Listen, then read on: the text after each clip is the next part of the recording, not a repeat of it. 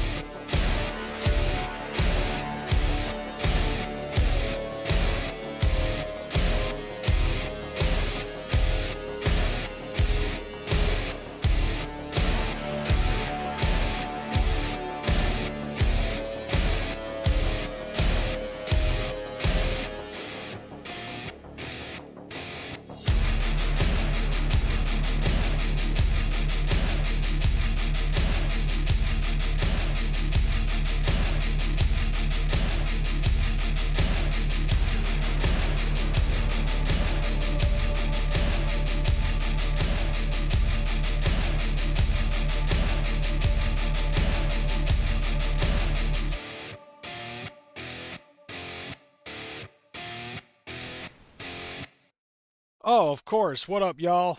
Welcome to the Crazy House. I am John Cena.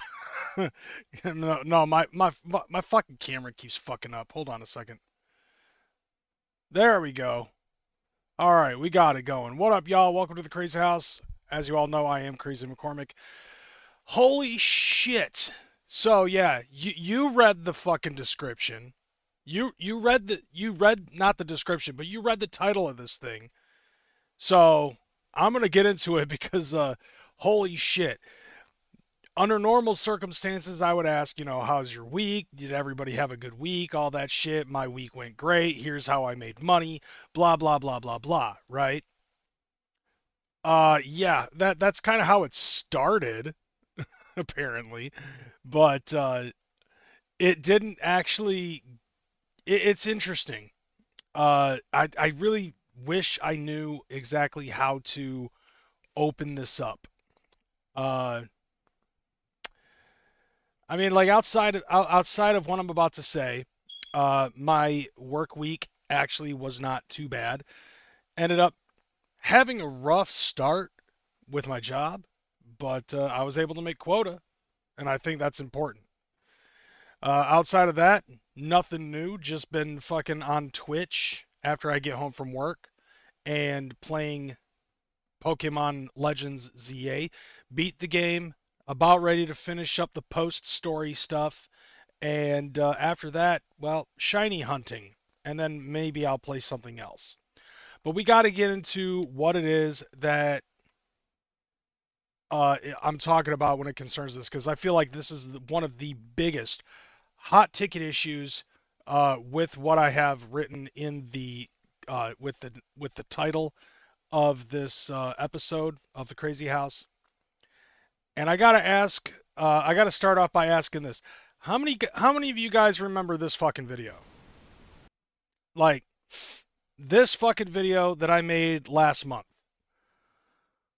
We are gathered here today to mourn the loss of the little wrestling promotion that could Juggalo Championship Wrestling.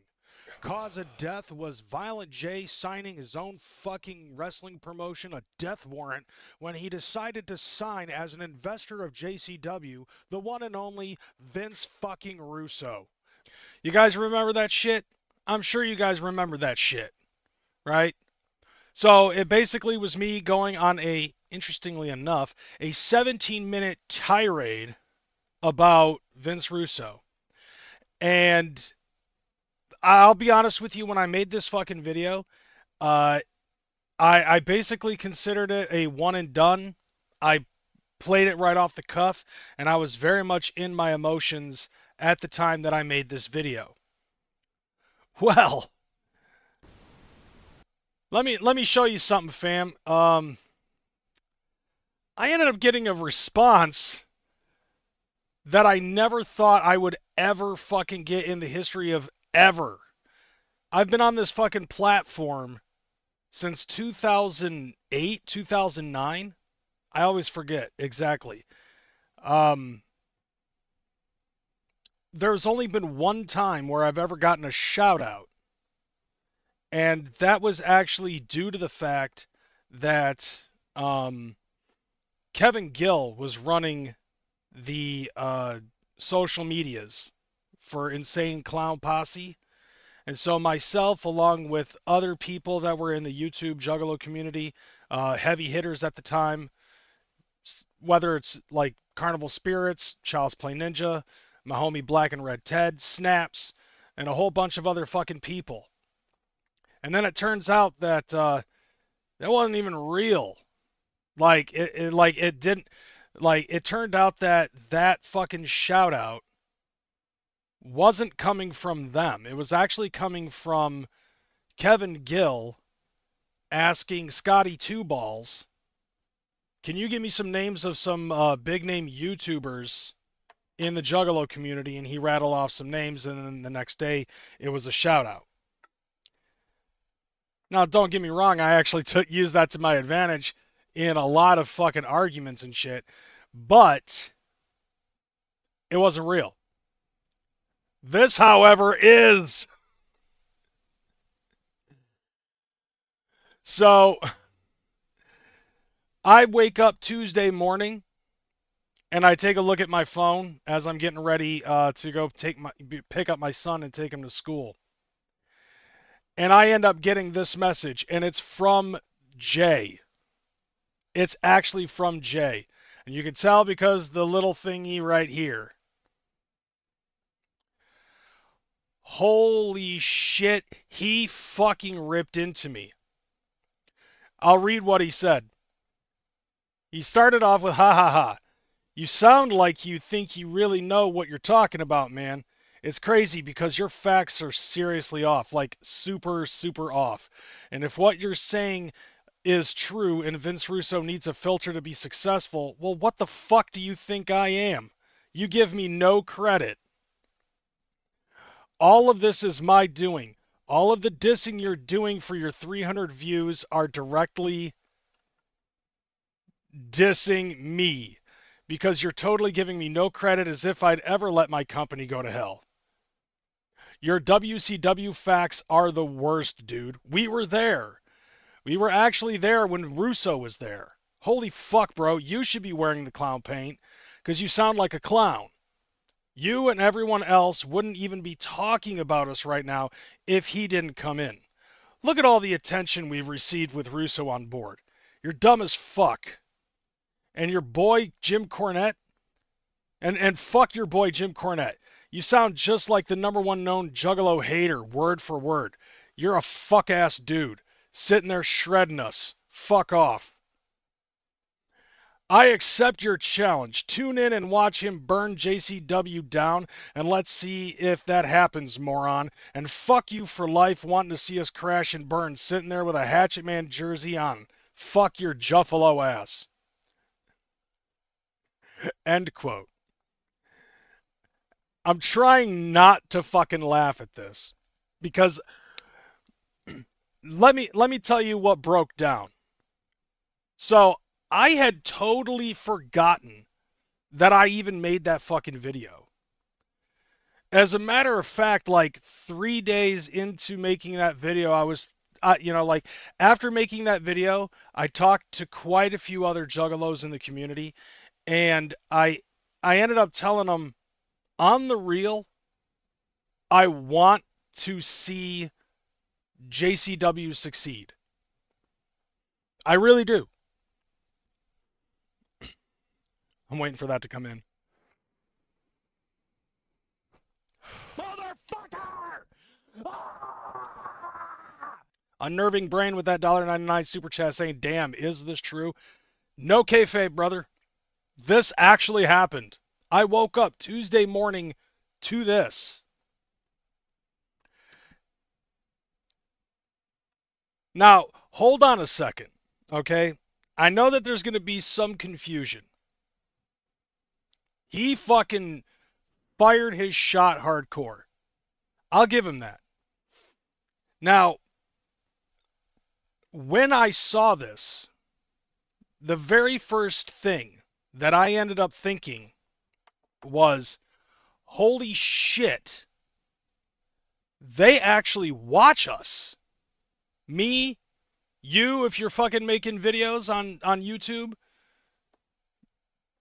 Jay finally figured out how to use the internet to a point where he's able to fucking do this. Like, think about this.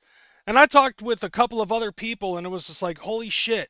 Like, think about the fact of how busy Violent J and Shaggy are with the things that they fucking do.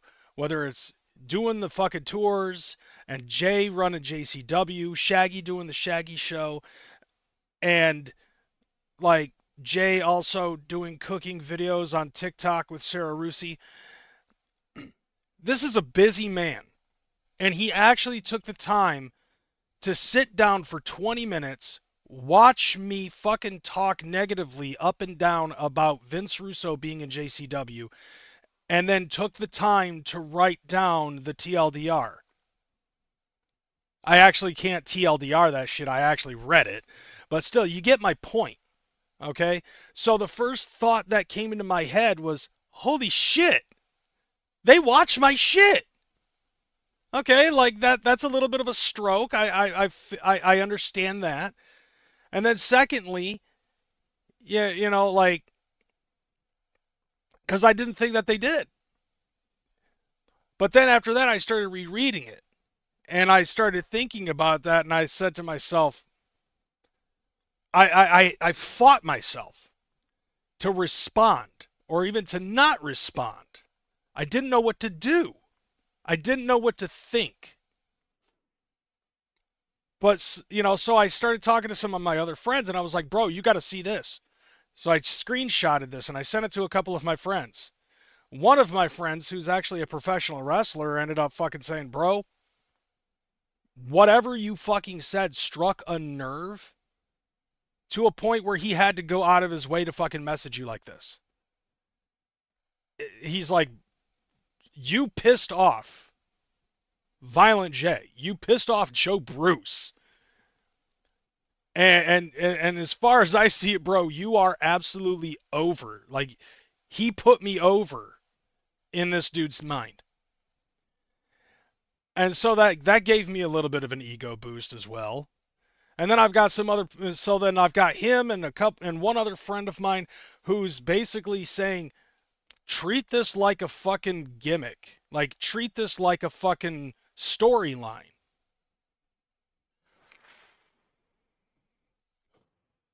You know, so treat it like a fucking storyline, bro. Like, you could go and make a standalone video responding to him like it's a fucking wrestling promo.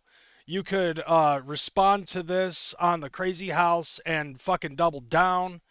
You know, if you wanted to, you could literally go full fucking heel. And that was another thing too on Nerving Brain. He must respect your opinion, and that hurt him when you diss the Russo hire. After a while, like literally, think about what I did though. All right, the fact is that I screenshotted this and left Jay on red. Okay, I left Jay on red, dude. And who does that? Like, if I was any other regular fan of Insane Clown Posse, I probably would have messaged him immediately, but I didn't. And the reason being is because I wanted to make sure that what I said when I decided to respond to this was going to be something that can resonate and possibly get a little bit more understanding. Because let's face it, I'm a fan of Insane Clown Posse. I'm a juggalo. I don't care about the fact that he called me a Juffalo. I know where I stand. And that to me is understandable. Like, and I totally understand reading this shit. That was one of the main thoughts that came into my head towards the end of it. Was like, okay, I was teeter-tottering between trying to figure out how to do this as a babyface and how to do this as a heel. And whether or not I wanted to go down that route. And I don't want to go down the route of being the fucking heel.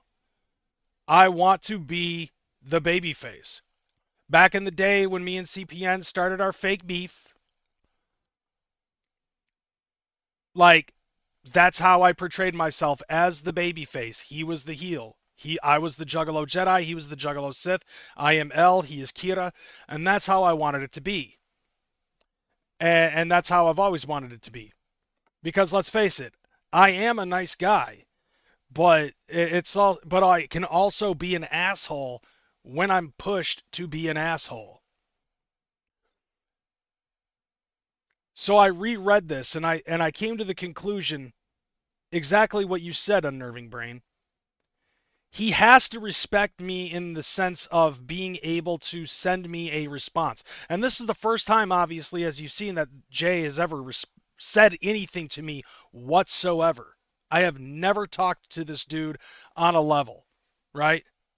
I think the closest that I got to talking to him on a personal level was in 2005. He was macking some chick, and my boy fucking got his attention because he had lost all the weight. And he ended up asking, dude, how come ever since you lost all the weight, Hatchet Gear stopped selling like 5X shit? And so he told all of us to fucking gather into a circle. He pulled out the Weekly Freakly Weekly. He read it off. And my interaction with him basically was him whipping out the fucking papers for the Weekly Freakly Weekly. He's like, you know what the fuck this is? And I said, it's a wad of paper you pulled out of your fucking back pocket. Looked like you pulled it out of your ass. And he just looked at me, and then he just ignored me and kind of went back on. Now that's a memory that I will share forever in my head, and that never goes away. That's my first real interaction with Jay. And then he goes on with that. But that's not the point. The point is that I read this shit, right? And what I said in my video hurt him to the core. And so all of this, he's trying to hurt me. That's the way I'm seeing it, is that he was saying things in this shit to fucking hurt me. Whether it's... Well, I don't know if he knows I'm right, or if there might have been like a miscommunication on my part, because like I said, when I made that video, like, I was 100% in my feels. I'm not going to front. Like, hearing Vince Russo being in JCW scares me. And it's because of a lot of the things that I've heard, not just from Jim Cornette,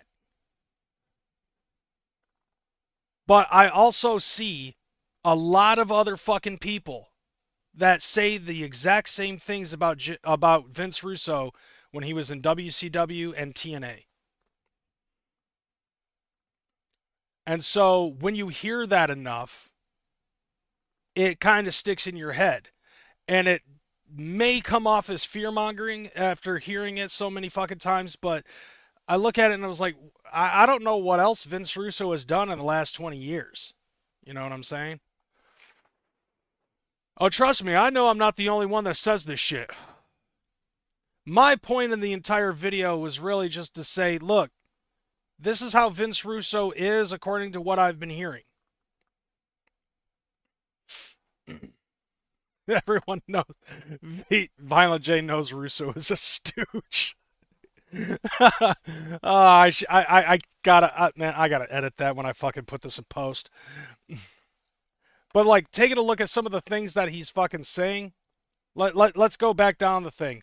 Okay, so he's telling me that basically, okay, all of the dissing you're doing for your 300 views, okay, like,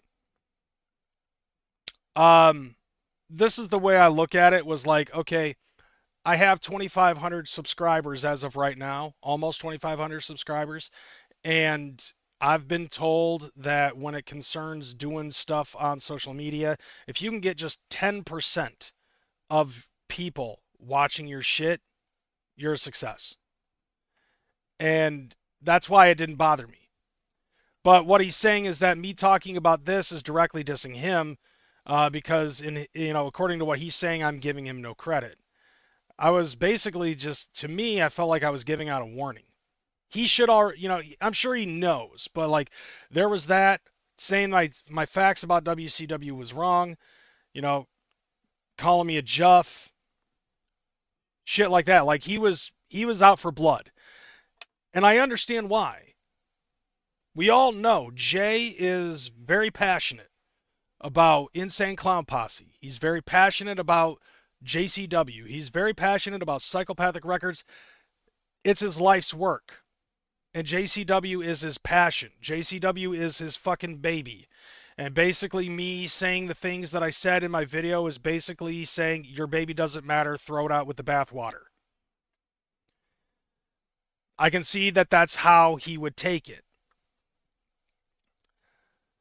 And yes, I will admit that there were things that I said in that video that was way out of pocket and shouldn't have been said, because I went too fucking far.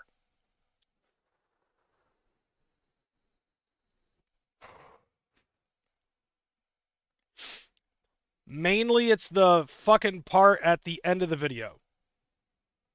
Hold on a second. Let me switch it over to this channel, and I'll bring this back. So basically, it's like towards the end here, when I fucking said some shit. Like, this, I think, was the out-of-pocket point. I had... Hold on. Motion. Congratulations, right. Joe Bruce. You just killed your own fucking promotion. I kind of want to watch the fucking shit burn down to the ground at this point. That I went too far with. Okay, because the reality is that I don't mean that. The reality is, and yes, I said it, and this may sound like a retraction because it probably is, but like, the reality is I love JCW. Like, while I wasn't there at the shows for the first 3 volumes of the DVDs and stuff like that, I have all 3 DVDs. I've watched them. I'm a fan of wrestling. I've been a wrestling fan since I was like 2 and shit. I grew up during the Hulkamania era. I grew up watching all of the fucking job gimmicks in the new generation with like Doink the Clown and Duke the Dumpster Drozy. Loved the Attitude Era.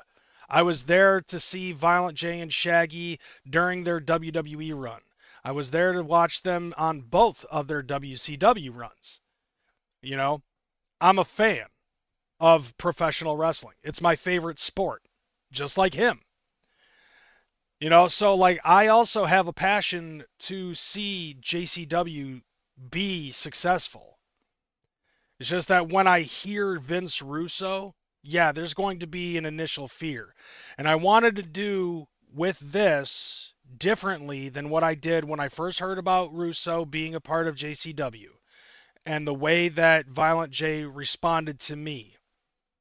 I wanted to actually sit down and think about this. And like I said before, I regret saying that because I don't actually mean it. If anything, I was in my fucking feelers, and I apologize for saying that shit.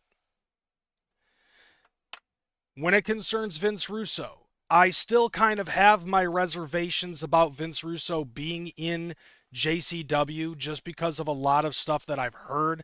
Like I said, not just from Cornette, but from other people who have been in interviews with fucking like Sean Oliver and shit. Or even Dave Meltzer and some other fucking shit that I've watched over the years. However, the way I look at it, Jay is the filter. Jay is doing the same thing in JCW what Vince McMahon did for WWE. It's his lifeblood, it's his baby, he wants to see it succeed. Of course, he's going to fucking be the filter for whatever it is that Vince Russo wants to fucking throw out there. And the way that I look at it, Violent J in reality has never fucking steered me wrong in the last 30 years that I've been down with the clown. So, even though Russo is a part of the fucking show, I honestly will say that, what was I going to say? I trust Jay's judgment on what goes on in that promotion. I trust that what Jay's going to do is going to do whatever he can to try to make that fucking promotion a success. I honestly want to see it be up there. Back in the day after WCW folded, JCW came out and became the number 2 most watched fucking wrestling promotion out there, even though it was primarily just DVDs.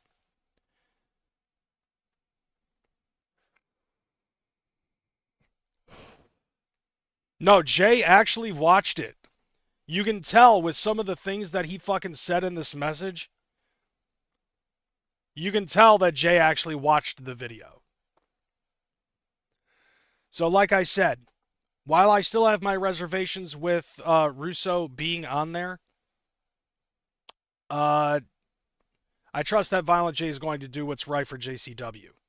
And you never know, he might actually be just fucking throwing it out there because Vince Russo is a fucking heel to the core, dude. Like the dude's got a fucking name, whether it's famous or infamous. I gotta give him that. I'll give Vince Russo that shit. Because of how a lot of people have put his name out there, he is a known figure. And hiring Vince Russo did create a buzz. I know that because I saw it.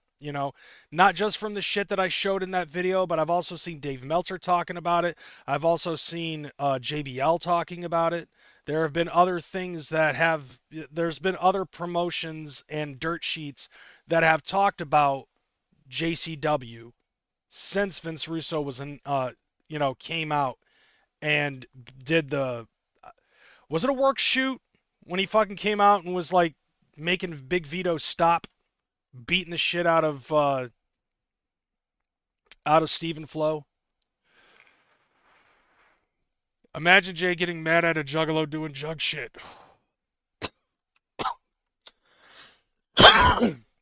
Well, you gotta remember, Swill,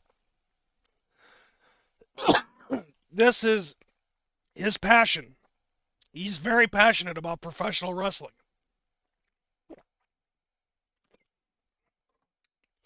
This is his career. And basically, I'm shredding the shit out of fucking JCW. Albeit very undeservingly. It did not deserve the fucking heat that I gave it. Now, one thing I will say too, before we continue, in the JBL thing, JBL's response to it was, I'm not a fan of Vince Russo, but I know that in JCW there is a lot of shit that they do in that promotion that you could never see in WWE, WCW, TNA, or any of the other televised promotions. So maybe JCW is actually a place where Vince Russo can shine. CZW is folded. I don't know if Vince Russo's ever done anything for Combat Zone. But that was one thing that JBL fucking said. And after thinking about it, I'm like, maybe Bradshaw's right. Yeah, maybe JCW can be the perfect fit for Vince Russo. And so with that in mind, I think what I might start doing is I'm going to start fucking watching JCW more. I'm going to start doing couple. I want to try to see about doing more highlights and try to give my honest opinion about it. And you got to remember, I do sometimes say things that are fucking out of pocket. You know what I'm saying? I don't want Jay to be angry with me. If anything, a lot of the stuff that I'm saying right now, I really wish that I could just tell him face to face. And maybe one day I'll get that opportunity. But outside of that, I'm not gonna like. I told one of my one of my friends about it, and they're like, "I swear to God, you better not fucking go Twizzler over over this shit." I was like, "That just sounds like some gay retarded ass shit I would fucking do."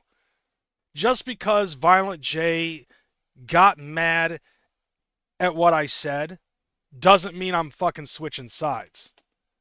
I'm not gonna fucking do that shit. Whether or not Jay thinks that I'm a fucking juff because of me saying the things that I said, even if he thinks that I'm a fucking juff when I'm saying this shit right now and retracting what I'd said, apologizing for what I did, it doesn't matter to me because I know that I'm a fucking juggalo.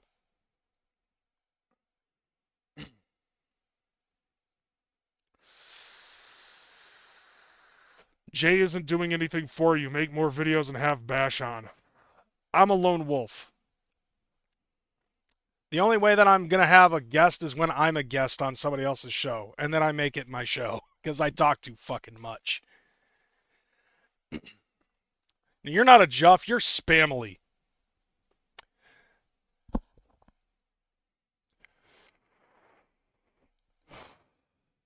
I would like to know, though. I am kind of curious. Because he said, you sound just like the number one known Juggalo hater word for word. I think he's talking about Jim Cornette. Now, I will say this. I think another thing that did set him off is because I took the screenshot of this. I found this meme a long time ago, and it's a picture of Jim Cornette, and I used it as a thumbnail, and it said, "Stairs and Outlaw Mud Show bullshit." The reason why I fucking did that is that was basically me trying to be funny. In that sense, I needed a fucking thumbnail, and it couldn't be just me being like. And so I just decided on that one. Mainly Jim Cornette's thoughts on JCW are due to the fact of a lot of people that have, that he knows from back in the day that have talked about, like Bloody Mania being at the Gathering and stuff like that. And he looked at it like fucking Outlaw Mud Show shit, which is not entirely the case. I mean, we're camping. We're out in a fucking campground. We're gonna, and we want to watch wrestling. It's there. But like Jim Cornette, I like Jim Cornette. I like listening to his podcast every now and again. But there are still things that Jim Cornette says about JCW and other wrestling that I do not agree with. Like, I know for a fact that JCW is special. Jim Cornette, obviously, he's not a fucking juggalo, so he's not going to get it. But also, Jim Cornette seems to really hang on to the glory days of professional wrestling during the territory days in the 60s and 70s and the 80s. And I don't know if he fucking remembers the fact that professional wrestling started in the fucking circus. And what's the and what's on the bottom of a fucking circus tent? Fucking dirt and dust. And a professional wrestling ring sitting right in the middle of the fucking in the middle of the second ring in the middle. So it's like, like that's the one thing that I feel like Jim Cornette tends to forget sometimes. But regardless, let me go back on full screen here. I want to see JCW succeed. Russo initially put some fear in me, and that's what made me make the video the way that I made it. I regret the things that I said about burning it down to the ground. I want to see it succeed. If Russo's on there and Jay's fucking monitoring and overlooking what he's fucking booking, I trust Jay is going to do the best that he can for that promotion. As I said before, he's never steered me wrong in the 30 years that I've been down. I'm going to continue to fucking support Psychopathic regardless. Yeah. Like, fam. And that's just the way it is. Regardless as to what he says and what he thinks about me, I'm going to continue to support JCW. I'm going to continue to support fucking Insane Clown Posse, Psychopathic Records, and all the fucking people that are affiliated with it, and fuck Twisted.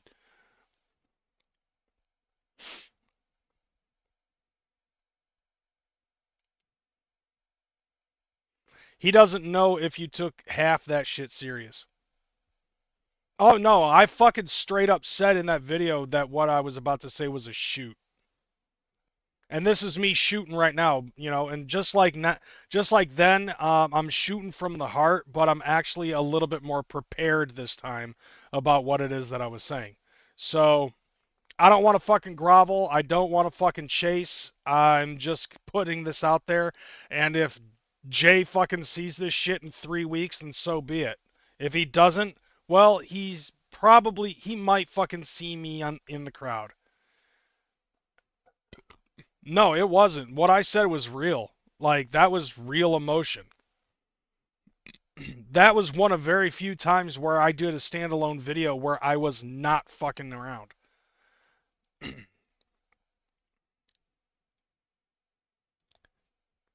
All right, let's go ahead and get into some other shit, shall we? Let's see some other fucking news. All right, so this is the first thing that we're going to be talking about when it concerns what's going on in the Juggalo world. Jaeger World Order is doing JagerSlam 4. It's coming down December 5th and 6th in 2020 of the year of our Lord 2025. And where the fuck is it? JagerSlam, let's see. Oh, okay. So the location is Karl's Tavern in New Haven, Indiana. Tickets are available at raptix.net. Advanced tickets are $30 and buying the ticket at the door is an extra 10. Karl's. Don't know why I had to say that, but I said it. Now, according to this, at the bottom left, JagerSlam's sponsor is a hotel at Hyatt Place. $65 a night. Book under JagerSlam. You can get your hotel location in Fort Wayne, Indiana. There's the fucking number down there, 260-471-8522. Looks like $65 a night because this is a 2-night event. Right?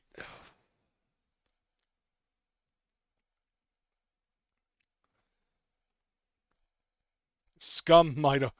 I don't know. LSP might show up. And on top of that, it's also hosted by our friends over at Replicon Radio. So on December 5th, Okay, let's go from the bottom up. We got Zigzag, Trauma Gang, Apollo Exodus, Deranged Brothers, Ear Fungus, Crazy Eights, FOTY, Ghost Bones, Keegan Grimm, Mr. Sadistic, Razor, Michael Lawless, Sun, and Scum. They have a wheel to put. Dude, if you fucking ever host a show, you gotta bust out the wheel. Like that would just be dope as fuck. We're just gonna fucking do the wheel and fucking see who spins, and then they gotta fucking chug a piss beer.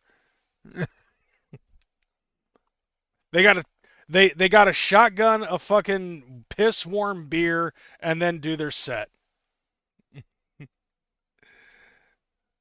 That's how they pick who plays.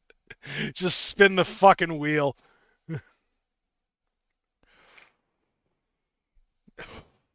I'm sorry, not sorry, but Swill's the one who's got to fucking do it, man. Like, the wheel is Swill's gimmick. So imagine if Swill was fucking hosting an event like this and be like, all right, who's showing up? Spin the fucking wheel. It is 100. You are being 100 about that? That's how they're actually fucking doing that? Sue them for gimmick infringement. Dude, you should go and you should be the guy that spins the fucking wheel. All right, so December 6th, from the bottom up, we got Moppy, Matt Foy, Knothead, Troubled Minds, AZ the Fallen, Gang Beef, Castle Crackers, Dirty White, Meat Hammer, which I fucking dig the fuck out of Meat Hammer. Meat Hammer's dope. Dope Da Vinci, Dr. Yeager and Mr. High, Our Inner Circle, Smalls One, and Insane Poetry. Spin the fucking wheel, bitch. Yeah, because, like, even if you don't get to spin the wheel, like, you'd be the one screaming it from the crowd. So on top of that, like, in addition to this, they also ended up putting out a fucking promo for it, which I'm curious about, so let's see the fucking promo.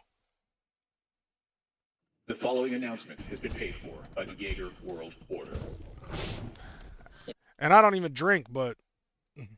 It's that time of year again. Big Sherm, Lyrical Snuff Productions, and the Jaeger World Order present to you a weekend of wild underground mayhem, December 5th and 6th in New Haven, Indiana, when JagerSlam 4 takes place at historic Midwest underground venue Karl's Tavern. What the fuck? What the fuck is going on? Today. But before that, it all kicks off December 4th when Replicon Radio hosts the pre-JagerSlam Total Extinction Party. Tickets and VIP available now at repliconradio.bigcartel.com. Performing at this year's JagerSlam will be none other than... All right, here we go. S.O.N. Yeah. Michael Lawless. Yeah. Razor. That guy. Our Inner Circle. Okay. Ghost Bones. Interesting. Fody. Bodie. Knothead. Crazy Eights. Insane Poetry. Damn, dude, this is Smalls fast. One. Dr. Yeager and Mr. High. Dope Da Vinci. Meat Hammer. Yeah. Dirty White.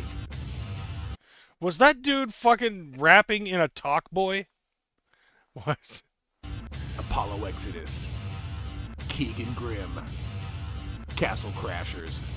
Oh, AZ the Crashers. Fallen. Matt Foy. Moppy. Moppy. Troubled Minds. Also performing Gang Beef, Trauma Gang, Ear Fungus, Zigzag, and Deranged Brothers. JagerSlam 4th, December 5th and 6th in New Haven, Indiana, was at historic Midwest underground venue Karl's Tavern. Buck. Dude, that was fucking, like, dude, just, like, fucking just bam, bam, bam, going right through it.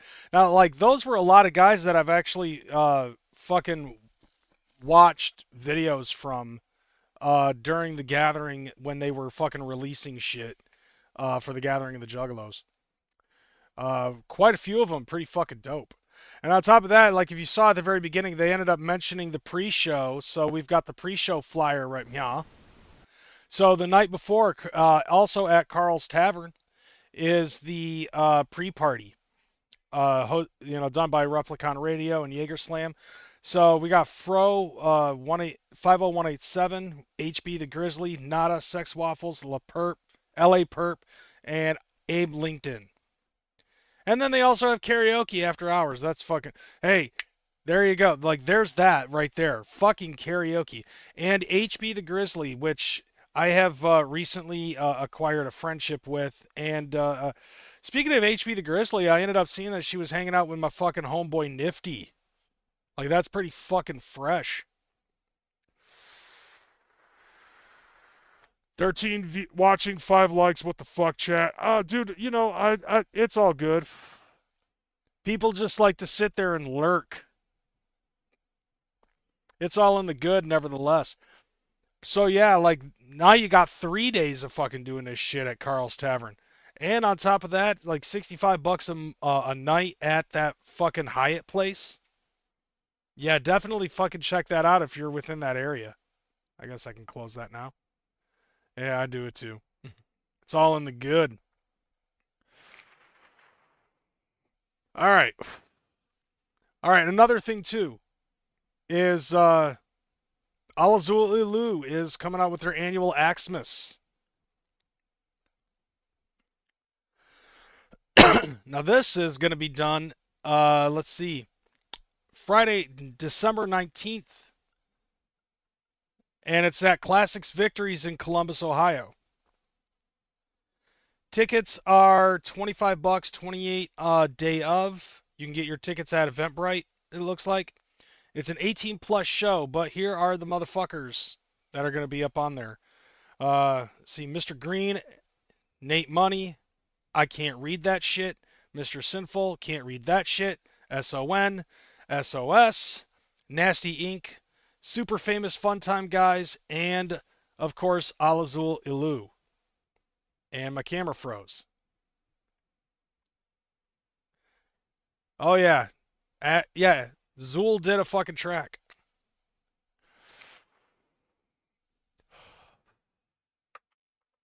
If you don't like the steam, your mom's a poop bum bum. What the fuck? You stupid fucking. Oh, God.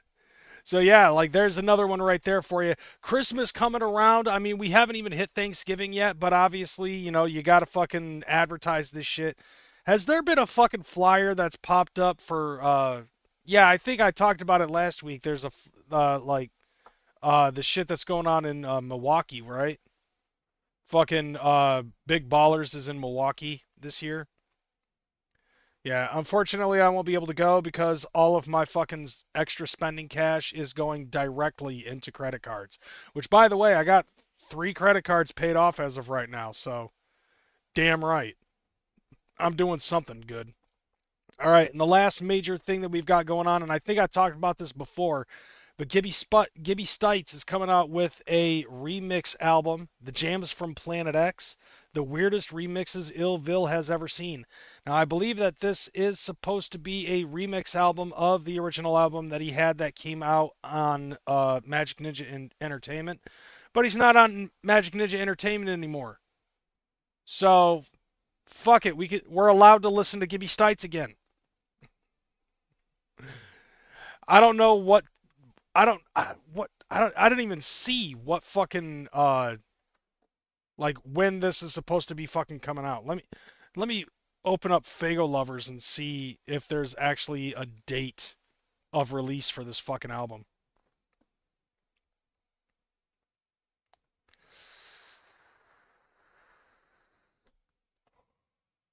All right, where is it? Where is it? Okay, so according to what it says on Fago Lovers, it is currently out right now, so you can go ahead. Check your fucking Spotify's, your YouTube musics, iTunes, all that shit. 3 paid off, you ain't no juggalo. Yeah, but they're the 4 smallest ones.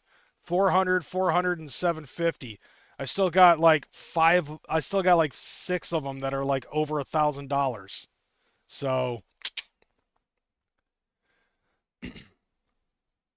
yeah, so I still got a long ways to go. Yeah, I am responsible, but I run my own business, so.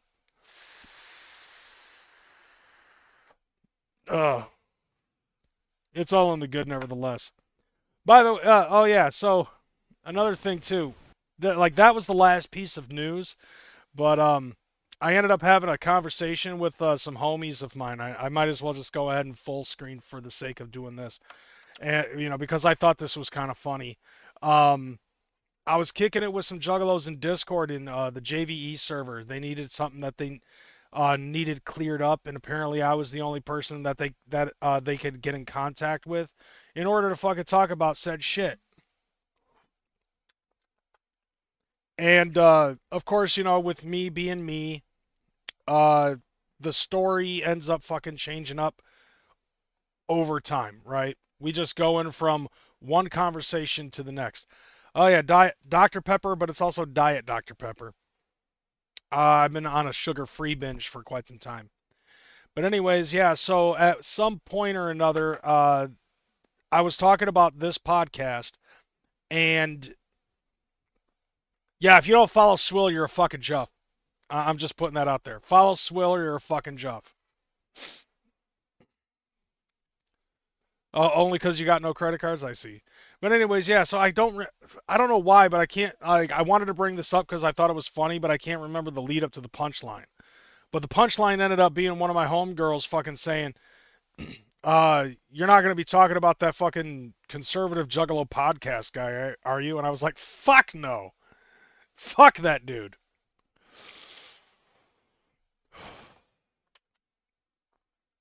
At least it got the entire fucking Discord server laughing when I fucking said that shit.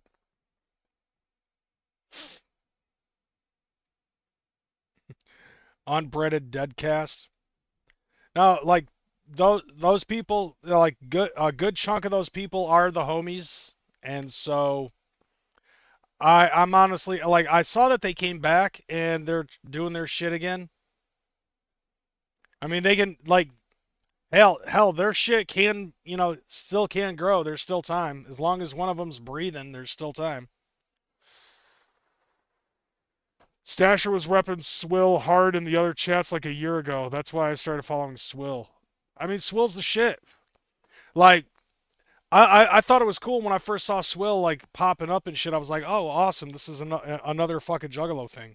And at first I was like, I kind of side-eyed it a little bit because I really didn't know much about what was going on the show.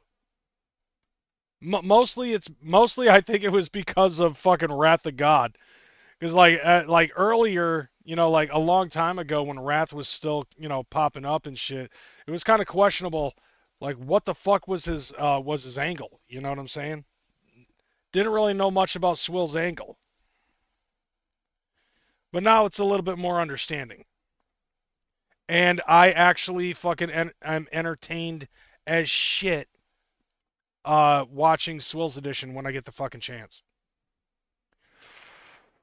But mostly my fucking life usually revolves around this shit, work, and playing video games. Just talking shit. Yeah, and that's the beauty of it too. It's not semi fucking professional like my shit is.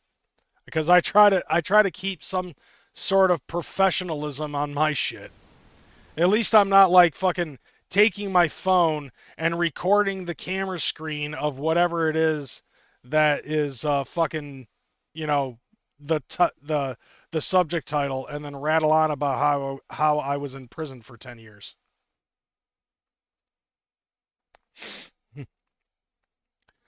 Waiting for it, just waiting for it.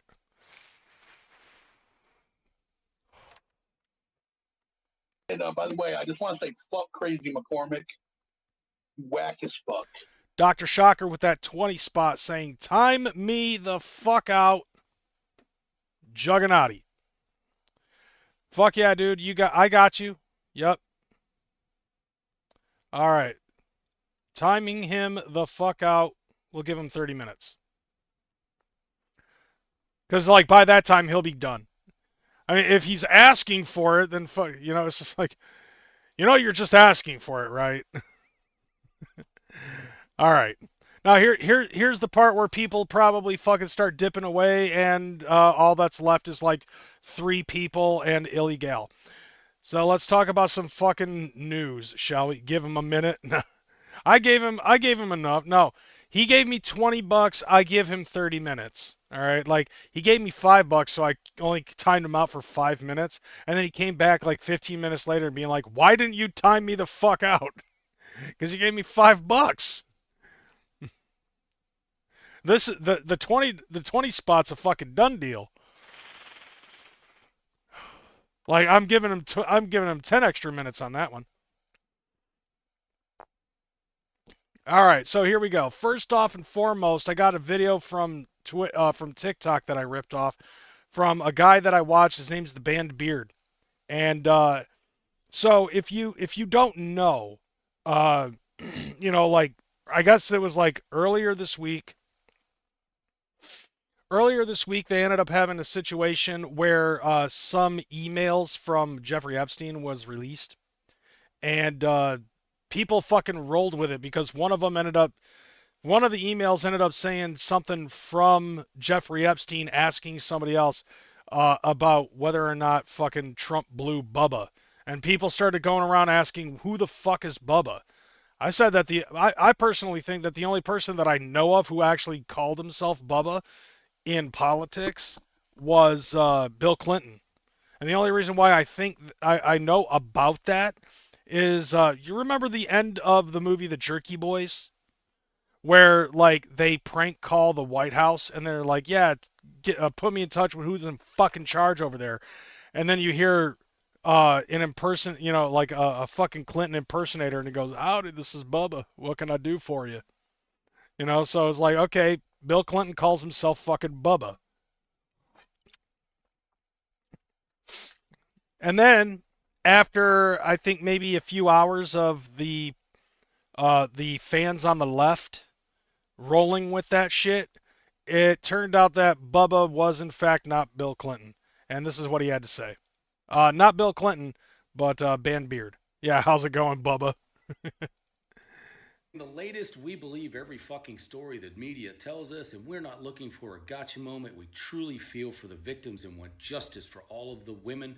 Your latest one fell apart in less than 24 hours. In that document dump, there was an exchange between Mark Epstein and Jeffrey Epstein. And okay, so it was Mark Epstein. His brother, I guess? Cousin? I don't know. Daddy, brother, uncle? which they referred to Donald Trump blowing Bubba. And you guys jumped all over that. You thought it was some kind of a gay affair between Donald Trump and Bill Clinton, and you ran with it and made videos. You went into everybody's lives calling all conservatives Bubba and using anti-LGBTQ community language as if all of a sudden you've turned your back on the community because it fits your narrative. Like, that was the weirdest thing. And that's a lot of shit that I normally see on social media. Is like, okay, a lot of people on the left that vote blue, they tend to be like, you know, they try to say, oh, I'm the party, you know, I'm a part of the party of love and tolerance and inclusivity and all this other stuff. But I can't tell you how many fucking times that when something doesn't fit their narrative, like the assumption that Donald Trump fucking blew Bill Clinton, or when they see a black guy that is a MAGA supporter, it blows their fucking minds because it doesn't match the cognitive dissonance. That's a big word.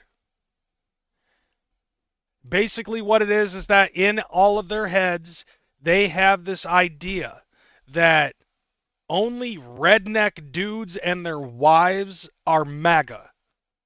If you're black, Hispanic, Asian, a woman, gay, trans, lesbian, you just inherently are fucking a Democrat. And when something outside of that doesn't fit their narrative, mind blown. And so what do they do in retaliation? If it's a black guy, they call him the C word, the N word. They call him the uncle. If it's a Mexican, they use the S word. You know, with a pick at the end of it. You know, or the other one, you know, it's like if it's something like in this situation like with this Bubba shit, everybody was basically fucking making fun of the thought that Donald Trump was on some gay shit.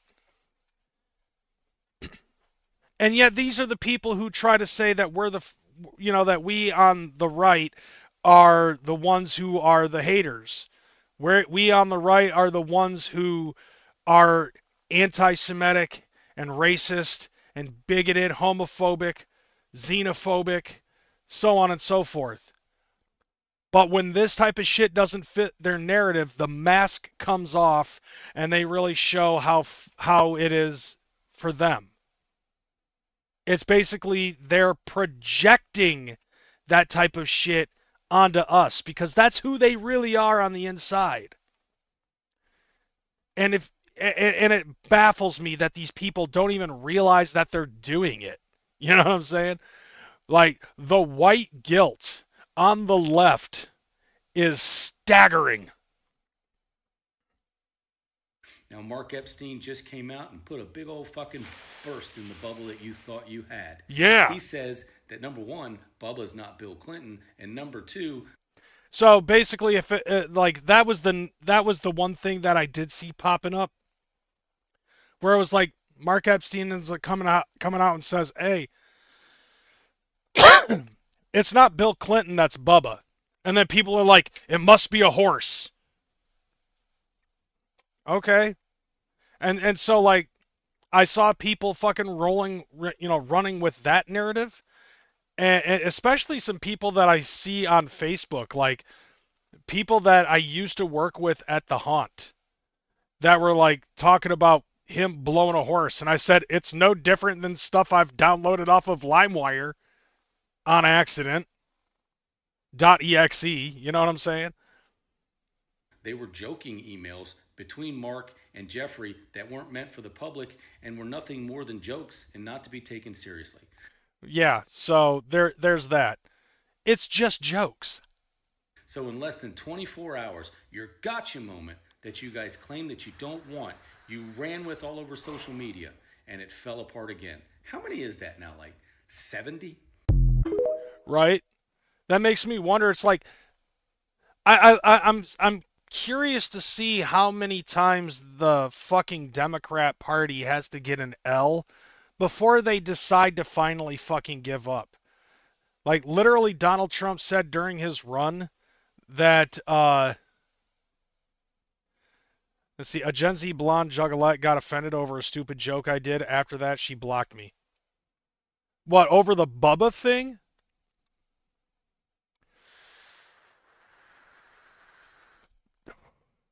That makes me curious as whether or not that's who I think it might be, but I don't think it is. I don't think it's who I think it is. Dude, give me the fucking name.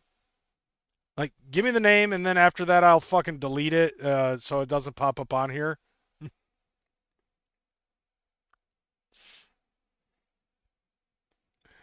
Because, yeah, I think I might know who that is. Oh, yeah, I don't know who that is. All right, well then, fuck her, I guess. But yeah, so Bubba being blown, Bill Clinton being blown by President Trump prior to Donald Trump becoming president, yeah, debunked. Now, on top of that, like also, this apparently didn't stop the fucking people on the left from constantly screaming, "Release the Epstein files." They're released now. Moments ago, President Trump called on House Republicans to vote yes to release the full Epstein files this week. Yes. It is Sunday, November 17th. And by the way, Congress almost unanimously voted yes on releasing the Epstein files. Literally one person voted no on releasing the Epstein files. Now, here's the thing, though. I don't get what it is about the fucking people on the left that think that we on the right don't want the Epstein files released. If anything, that's one thing that both sides can actually fucking agree on. We both wanted the Epstein files released. This dude has such an immaculate fucking beard, don't you think? This dude's beard is fucking dope. But yeah, that's something that both parties fucking agree on. We both want the fucking Epstein files to be released. And why people on the left think that we don't, because Donald Trump's trying to hide something. It's like, no, I just don't think that he can. I think he was actually blocked by the judiciary from being able to release the full files. But now Congress passed it with a near unanimous vote. Then it went to the Senate, and during the Senate, by the time the Senate was going through it, Donald Trump was like, if that passes, I'm signing that motherfucker. And I don't know what, whether or not the releasing the Epstein files, I don't know the percentage of the vote. As a matter of fact, let me look that up.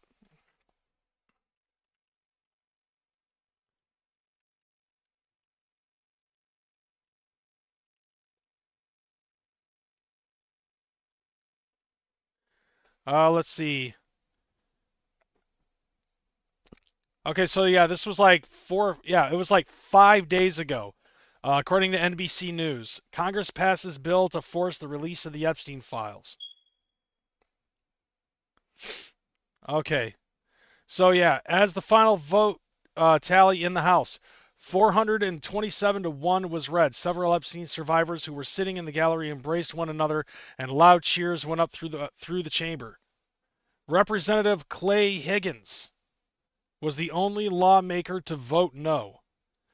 And yes, he's a Republican representative of Louisiana.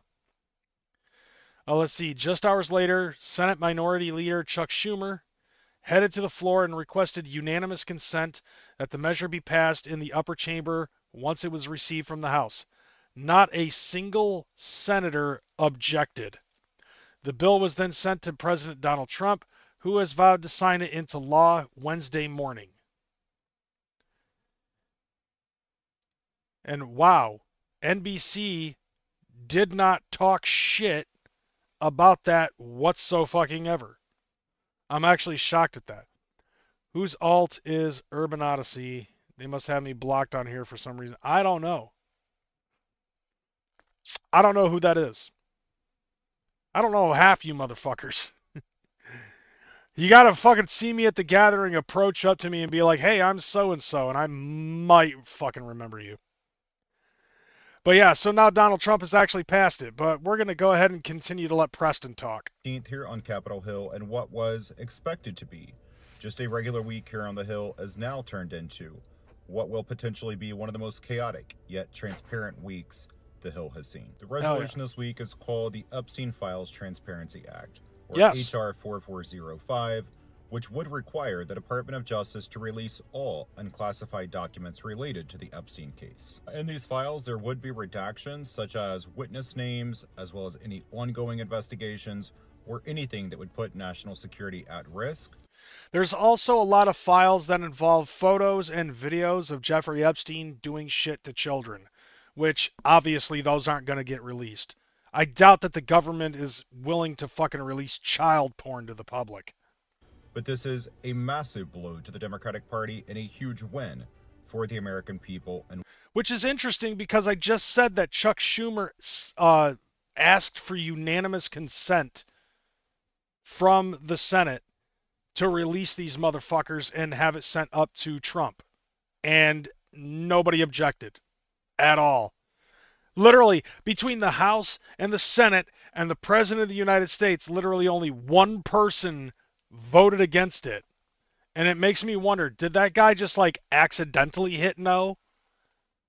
Or what's with that guy voting no? Like, the way I look at it, it's like, okay, look, Trump suggested, let's fucking release the Epstein files. And it's basically like, a lot of us on the right believe that he's playing 4D chess. Now, in the realm of 4D chess, basically what this would mean is that they would have to fucking, that means that he puts it into a bill to release the Epstein files, short of certain things like names would be redacted, child porn's not going to get released, and certain parts of the files for ongoing cases are not going to get released as of right now. However, you would have to take a good, close fucking look at who would vote no. Because if you're voting no on releasing this type of shit, especially if Donald Trump is like, everybody says that Donald Trump's in the Epstein files, Donald Trump's in the Epstein files, then why is he fucking vying for it if he's got nothing to hide? You know what I'm saying? Anybody who votes no on this motherfucker obviously has something to hide. And so now this shit's fucking getting released. Don't know exactly what date, though. What they have been asking for since the campaign trail. And as President Trump has stated tonight, we have nothing to hide. Damn right. Meaning he and the administration have nothing to hide in the Epstein case, therefore... Like this picture of Donald Trump blowing a horse. Vote yes to release them. President Trump is fully confident that whatever is released through those files will absolutely continue to further vindicate him, just like the emails did last week. Yeah. So what's going to... Yeah, so like that's the one thing that the Demis really were hoping for with the release of the Epstein files. See, here's the thing. Everybody on the left is so hatefully fucking entrenched with the hatred of this one man, right? They, like, it's a sickness. Like, back in the day, and I've said this before on the show, it's a sickness to a point where it's like they have been fed so much shit by news and, you know, by newspapers and websites and the media, basically fucking making up all of this shit about Donald Trump, which is consistently fucking debunked or taken out of context and shown the actual context, but people still fucking believe this shit, right? I swear to God, I'm pretty sure that if you're wearing a blue shirt, half of you people are fucking waking up in night terrors, like just out of a dead sleep, and you just scream at the top of your lungs, Donald Trump, to wake yourself up. It used to be something funny that we would say about people on the left because of how entrenched and obsessed a lot of these people are. Which, by the way, ever since the Epstein files are being released, and ever since then, Democrats have shut the fuck up on TikTok. Nobody's in comments. Nobody's fucking in lives, you know, yelling about the Epstein files. Everybody still believes that Donald Trump is a pedophile and all this other shit. And it's funny because, like, the more this stuff fucking happens, the more ridiculous the left is. And it's like they're so encroached about the fact, like the belief that Donald Trump did something fucking so goddamn bad. There are literally people that have been saying, I cannot wait until these files are released so that way we can see what Donald Trump did. And they never fucking mention the victims that were a part of this. Does that not register? They don't care about the fucking victims. What they care about is finding something, anything that they can pin on Donald Trump. That's why when those fucking Epstein emails came out talking about blowing Bubba, they fucking thought they had a gotcha moment. Like, they salivated at the idea that Donald Trump, that it proved whether or not Donald Trump had some correlation with Jeffrey Epstein. Are you fucking insane? Yes, you are. Because apparently TDS is now a real thing, and it's actually being fucking looked at by professional therapists. Check this shit out. Did you hear a psychotherapist just came out saying that 3/4 of his patients are literally obsessed with Trump? Man is saying it's taking over his practice, and not in the good way. As we all suspected, he's basically saying that TDS, or Trump derangement syndrome, might actually be a serious illness worth looking into. So here's what's going on. This is Jonathan Alpert, a big Manhattan therapist, been doing this for years, and he's saying that 75% of patients that walk into his office can't go through 5 minutes of a session without bringing up Trump. How insane is that, dude? 75% of the people that he is doing therapy on can't go 5 minutes without fucking talking about Donald Trump. That is unhealthy. Like, if you can't go 5 minutes without talking about Donald Trump or bringing up Donald Trump or blaming your fucking problems on Donald Trump, you have a fucking problem. Not taxes, not their marriage, not their job, but Trump. He says it's not normal political stress. It's intrusive thoughts, anxiety spikes, people losing sleep, constant doom scrolling. They see Trump on the TV or on their phone and their whole mood shifts. He even called it the defining pathology of our time. I mean, it's in a sense, it's kind of psychology in a way. It's basically like Trump to them is like the cruxus of every fucking problem that they have in their own little world. And I've seen people that get obsessed about people that they fucking hate. Remember Chuck Reeves? That dude hated CPN so fucking much that it got to a point where it was obsession. When CPN went to fucking jail, what was the first thing that he did? He found my phone number and tried calling me and left me at least 10 voicemails yelling at me, saying that he had fucking questions. And then he was like, I'm going to call you every day until you pick up. At one point. And then like a couple of emails later, all the email was him taking a piss. Absolute obsession. I still have the fucking voicemails. But people are like that with Donald Trump, bro. Like, how fucking insane is that? One patient told him she couldn't even enjoy her vacation because she kept seeing Trump show up on the news. Another said she wakes up in the middle of the night panicking, wondering what Trump might do next. Oh, I was fucking right about that one. People are checking news like it's an addiction. They're hyper-focused on every Trump post, every headline, and every rumor that comes out about him.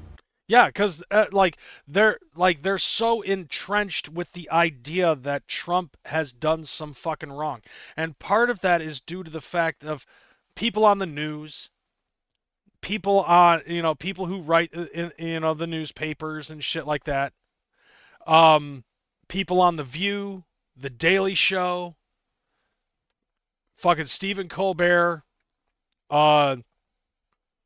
Jimmy Kimmel. SNL, like all of these fucking publications in one way, shape, or form, whether it's television, movies, newspaper, radio, like all of these fucking syndications and publications and stuff like that, basically fucking constantly taking things out of context about anything that Trump had said, trying to make him look like a bad person. And so it becomes an obsession with these people that they have to find something wrong. Because what's Trump doing in retaliation to that? Trolling the fuck out of the left. He legitimately made a TikTok account and called it the White House just to post shitpost videos and to troll the shit out of the Democratic Party and all of their fucking voters and supporters. Like, I fucking love that shit, by the way. I literally fucking enjoy seeing the people on the left absolutely crash out. I think it's fucking hilarious. And it's become a fucking mental disease for them. Because they can't, it's like I said, it's the cognitive dissonance. It's basically the fucking fact that they're in a position now where no matter what, they believe that Trump did wrong. It's kind of like, and I've heard this before from CPN, and this seems to make a lot of sense. You could show somebody a picture of a red car, right? And they would say that car is blue. And you're like, no, this is literally red. The picture is showing proof that the car is in fact red. It's like, okay, you could say the car is red. They say the car is blue. Boom. Photo of the car, and the car is obviously red. No, the car is the color red. And they would say something like, well, if you look at it from a specific angle and the light's hitting the car in a specific way, it could look blue. That's what they're fucking doing with Trump. It's like, Trump's a good guy. No, Trump's a bad guy. Here's Trump being a fucking good guy. Well, if you look at it from this angle, you see what I'm saying? Like, that's how they fucking see Donald Trump. And it's in their heads. So bad that people can't stop talking about him. They see him and it brings their piss to a fucking boil without even having an explanation as to why. They don't know why anymore. One woman said that she can't enjoy her vacation. People are waking up in the middle of the night wondering, what the fuck is he going to do today? Like, they're so fucking full of, they're fucking full of panic and paranoia and fear about Donald Trump. And Donald Trump's not doing anything except for what he campaigned he was going to fucking do. Like, they think that he's such a bad fucking guy. And then there's other people that I've seen where they've said that Donald Trump is hated on both sides, right? Like, low key, all those Republicans in the House and the Republicans in the Senate fucking hate his guts. And you know what? I think I might know exactly why that would be true, if in fact that is true. And the reason is because Donald Trump can't really be bought. I actually looked this up and see if this makes sense for you, okay? So it's no secret anymore that when somebody campaigns to be a senator, a president, a representative of the House, a governor, something like that, they all get donors. And a vast majority of the donors come from PACs or super PACs. And it basically works like this. I'm going to give you this money so that way you can run your campaign. And if you win, you have to do this, this, and this for me. Right? A good prime example. PAC money coming from people, companies like Humana.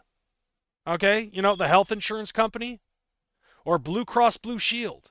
Or some other fucking health insurance company. And they give money to Barack Obama. And they say, okay, we're going to give you this money because we want you to win. And if you do win, you've got to put something in that's going to fucking help out us. Okay, what can be done once Barack Obama becomes president of the United States? Oh, I don't know, the fucking Affordable Care Act? And then it turns out that the Affordable Care Act actually made it so money gets fucking... I'm not saying that this is actually true, but this makes sense to me. It might not be actually what happened. This is just speculative rumor. But you could say that a PAC or a super PAC comes from Humana and all of those other fucking health insurance companies. And then he puts in the Affordable Care Act. The Affordable Care Act makes it so those premiums from those companies go up. So then what ends up happening after that? Oh, well, they have to fucking put in a stipend in order to fucking bring the price back down so that way you can get more shit with, and make it more affordable-ish. Okay? And then what ends up happening? Oh, we go from fucking $10 trillion to $8 trillion in debt within the next 8 years. And then, of course, let's see, what was it? 10 years later. All right, the government shuts down for 40 days because they want to put in a new stipend on the Affordable Care Act in order to keep the prices of insurance down. And the Republicans say, fuck you, we're not doing it. But if we don't do it, then the prices are going to go back up. Good, then we'll actually see how bad the Affordable Care Act actually is, and, everybody's fucked. But still, nevertheless, it's like, my point with this is like, okay, Trump, during his first term, most likely, and this is just my assumption, I believe this is what happened. Trump ended up getting money from from a bunch of super PACs. And they were like, we're going to give you this money so you can run your campaign. If you win, you got to do this for us. And he said, okay. And then he ended up fucking winning, right? And what did he do? He did all the things that he fucking did, and none of them had anything to do with the fucking PAC companies that gave him money. So because of that, he broke the system in a way. And he fucking made it so both people, people on both sides got pissed at him because he's not part of the system. He's a wrench in the cog of the machine. And that's why people don't like him. That's why people ended up fucking talking shit about him for the last 10 years.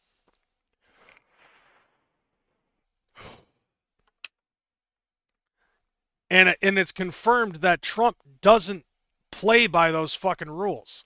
Because then we had Joe Biden fucking come in, and Joe Biden ended up making all of these promises that half of them didn't even fucking happen. Hell, I remember the first day, the first thing that he fucking signed as an executive order. As he's getting ready to sign the motherfucker, I heard him literally say, and millions of people fucking heard him say this, "What am I signing?"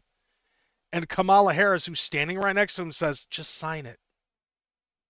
And he fucking signs it. I don't even know what he fucking signed. All I remember is him saying, "What am I signing?" And she said, "Just sign the thing." You know, and then we had AutoPen for 4 years. But then when Trump fucking runs again, it's basically like the PAC companies are like, "We're going to give you this money." And he says, "Hold up right there. No, you're going to give me the money if you believe in what I plan to do. And if you don't, fuck you." And people agreed. You know what I'm saying? Like the PAC companies realize Trump can't be bought like that. Sure, he likes money. Sure, you can give him money, but he's going to do what he wants to anyways. So if you're going to give Trump money, it better be because he fucking is planning to do something that you like. And if you don't like it, fuck you. And that's how I think he played it this time around, and he fucking won. So there we go. More on TDS. This is far beyond political. This has become psychological, says this doctor. And Albert is saying that Trump isn't even the real problem. He's the trigger. He says people are projecting their fears, insecurities, and unsolved issues onto Trump. Trauma bond. Like he's one big emotional screen. That's why he's comparing it to OCD type patterns. I mean, if you think about it, like the fucking psychologist or therapist is actually correct. Trump is a mirror to these fucking people, okay? And they can't handle what it is that they're seeing. And so they project their problems onto Trump. It's pretty commonplace, actually. Constant checking, constant fear, constant emotional spikes. So why should you care? Because this isn't about Trump anymore. This is about how politics have literally rewired people's emotions. We went from disagreeing with politics to feeling traumatized by them. That's why when you have a friend on the left who finds out that you don't, when somebody on the left finds out that you voted for Donald Trump, they automatically fucking erase you from their life. Because it's not even about the politics anymore. And that was something that I fucking realized a while back. It isn't about what it is that Trump believes he was going to do. You ever notice that whenever Trump fucking does something that both sides could actually agree on, right? Think about it like this, okay? When Trump and Kamala Harris were running against each other, Trump was like, no tax on tips, no tax on overtime, blah, blah, blah, blah, blah, right? Harris, who had absolutely no plan whatsoever because her only entire plan was talk shit about Trump and act like a hot girl summer. That was her whole campaign. Hate Trump, hot girl summer. And then she ended up finally coming out with something that she wanted to do. And she copied Trump and said, no tax on tips, no tax on overtime. And people loved it. But when Trump said it, they thought it was a bad thing. Whenever Trump does something that he feels is for the betterment of this company, everybody falls into shambles and fucking believes that like whatever Trump does is for the detriment of this country. Like, I've even seen people flip the fuck out over the fact that Zoran Mamdani was at the White House standing next to the president and they're getting along. Everybody, I think maybe quite a few people on both sides wanted to see some bare knuckle boxing between the two of these motherfuckers because Trump said some shit about Zoran Mamdani. Mamdani ended up saying stuff about Donald Trump. He tried to say that he was Donald Trump's worst nightmare. And when he got fucking shredded by the fucking by the news media, right? The press ended up asking him, do you still, like, to his face, they're like, after this conversation between you and Donald Trump, do you still think that Trump is a fascist? And he tried to do that pretty boy smile and answer in a political way, and Donald Trump just stopped him and said, it's okay, you can say it. Go ahead. Like, that was the funniest fucking thing that he did that entire press conference about that shit. You know what I'm saying?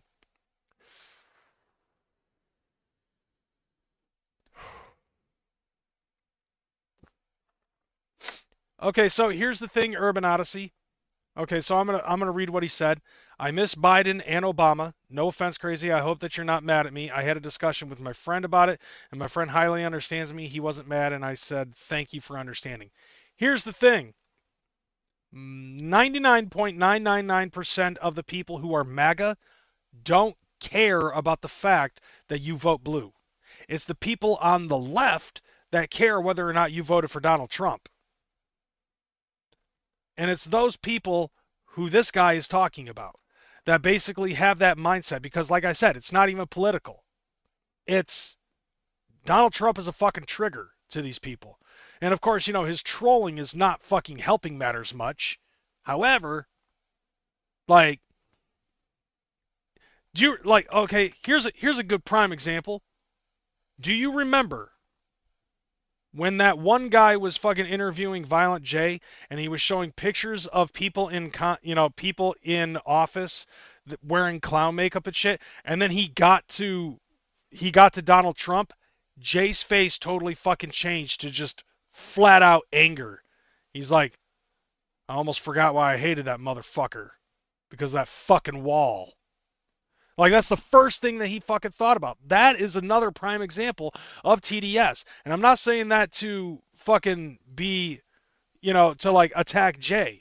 But that is a prime example of some shit that I'm fucking talking about here and what this guy's talking about. Just the mere look at Donald Trump sends people into a fucking violent rage.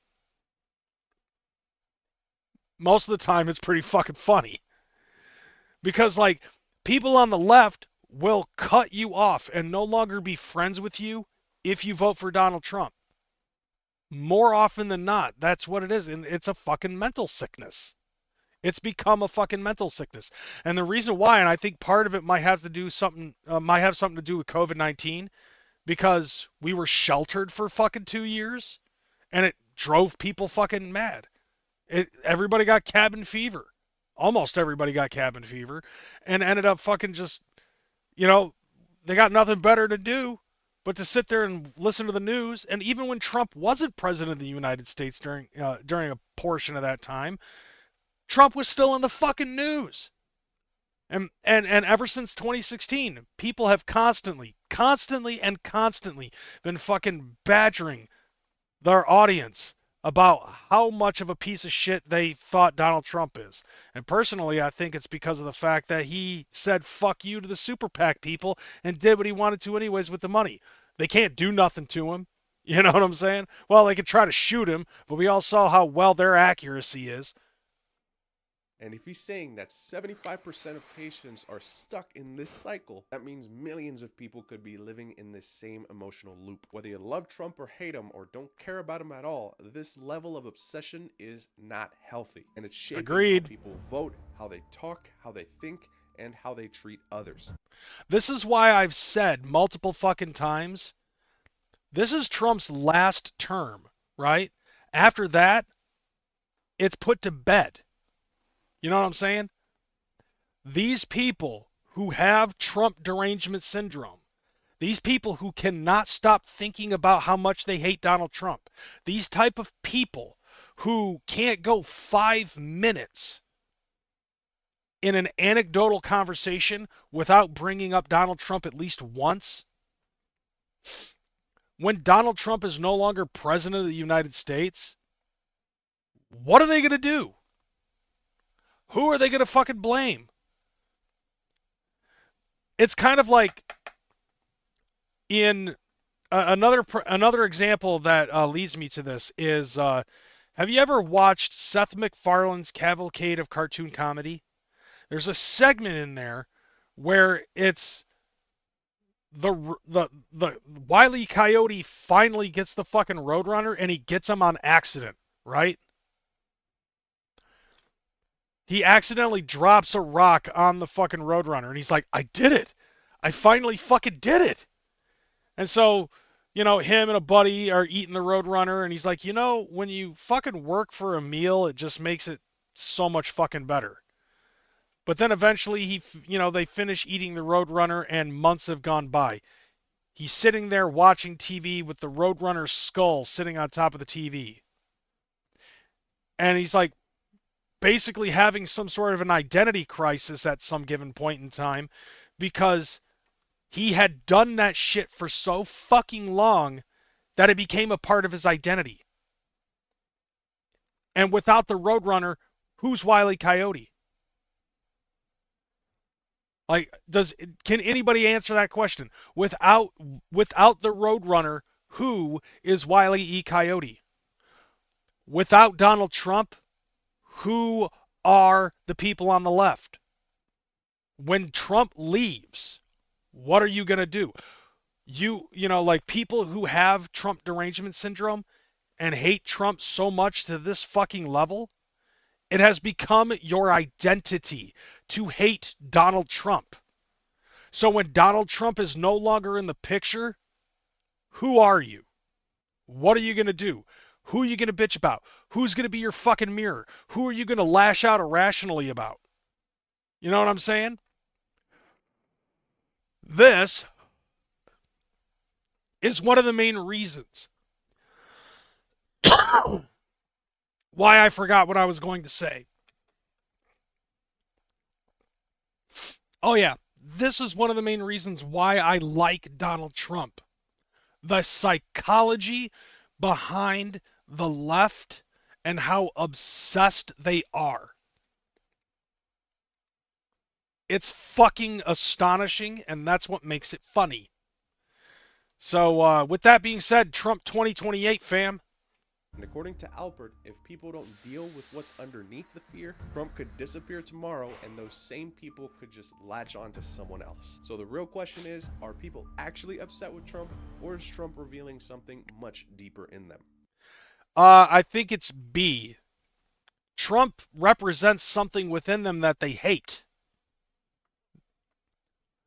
If you've ever noticed during the campaign, and I think I covered this during the Trump campaign, I showed videos of people that were on the left that decided to just have an open mind about going to a Trump rally. And the people that were their friends and family would say stupid shit like, oh, they're not going to accept you because you're gay or black or Jewish or Asian or whatever the fuck. They're not going to accept your black ass, your black, Asian, Jewish ass because of that, right?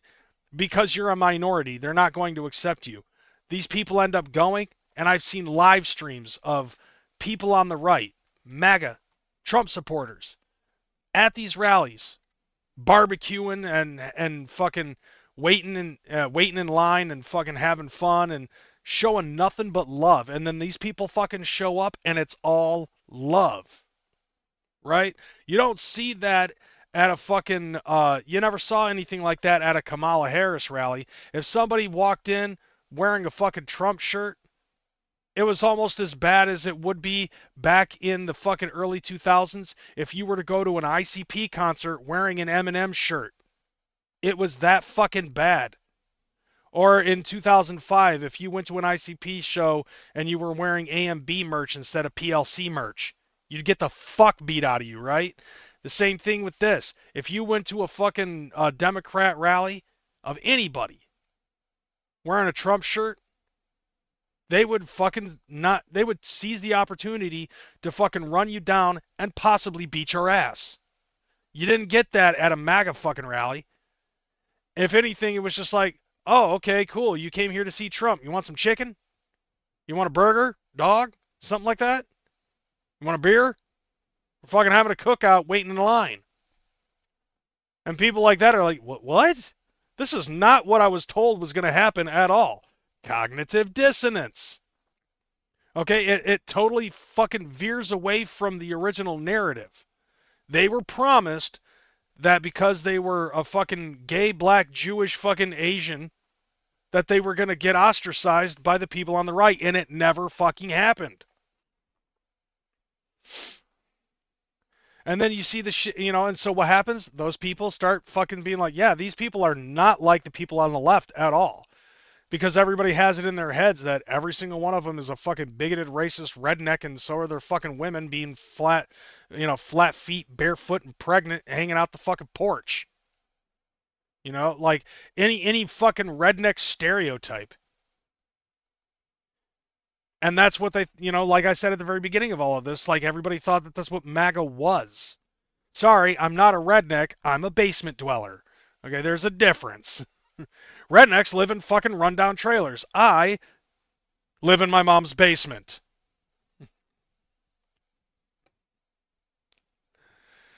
And I think that's what it is like they see how I think what it is there's a lot of people on the left who see the love on the right and how much Trump actually is different than any other fucking politician out there. And they see that and they don't like it because it differs from the norm. They want their bullshit where they can get a good, strong fucking whiff of it. George Carlin, I should say, ended up fucking saying once, Clinton was full of shit, but at least he lets you know it. Bob Dole tried to hide it, saying, I'm a plain and honest man. Bullshit. What did Bill Clinton say? He said, hi, folks, I'm completely full of shit, and how do you like that? And the people said, you know what? At least he's honest. He's honest about being completely full of shit.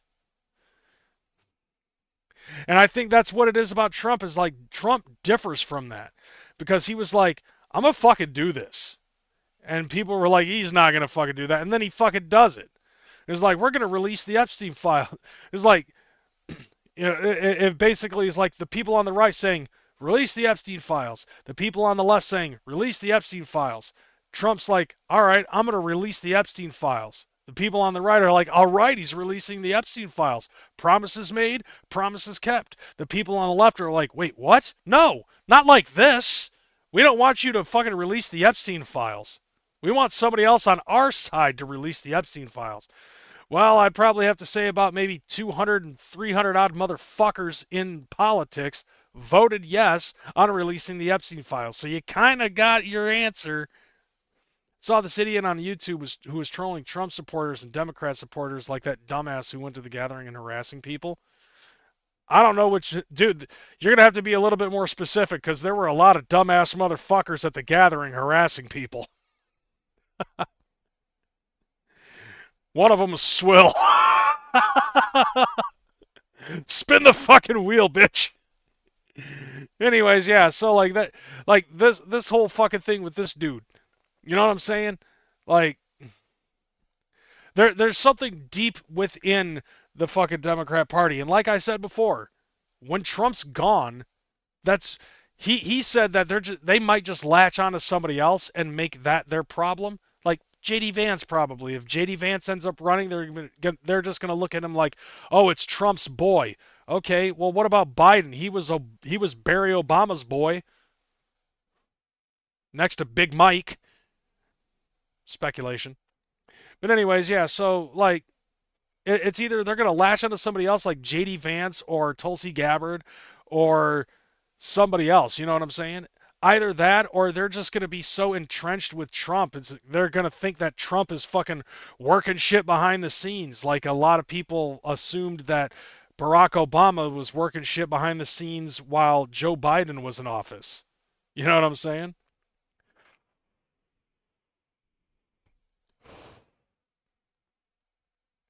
In my heart of hearts, I like to believe that MAGA was the great Chad incel handshake. America first is the way, everyone agrees. Yeah, that was another thing too. It's like I noticed that the Democrat Party really doesn't have any original ideas. Because you had Kamala Harris fucking trying to say no tax on tips, no tax on overtime after Trump fucking said it. Trump's whole fucking thing is make America great again, MAGA, and then I think at some point like he ended up winning and fucking the Democrat Party tried to start their own fucking MAGA movement.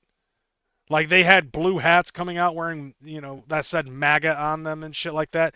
They stopped that shit real fucking quick when they fucking realized that it wasn't going to bite. Anyways, let's see if there's anything more that this dude says. I'll let you decide. Okay, that's it. Make juggalos great again. Juggalos were already great. All right, the last video of this fashion that I downloaded off of TikTok. This video is called, I called it "Liberal is Weak, Conservative is Tough." And I think this is not a fucking MAGA dude at all. I'm just putting that out there. Have you noticed how many young men have started aligning themselves with the right? Not because they actually believe in tax policy or government regulation, but because somewhere along the line, liberal became synonymous with weak and conservative got branded as tough. You goddamn right. And now I'm assuming this dude's on the left, and you can already tell that what they're saying is fucking true if you just look at this dude. Look at him. All right, what's your explanation, sir? And that didn't happen by accident. No, it didn't. If anything, it's you guys' fault on the left.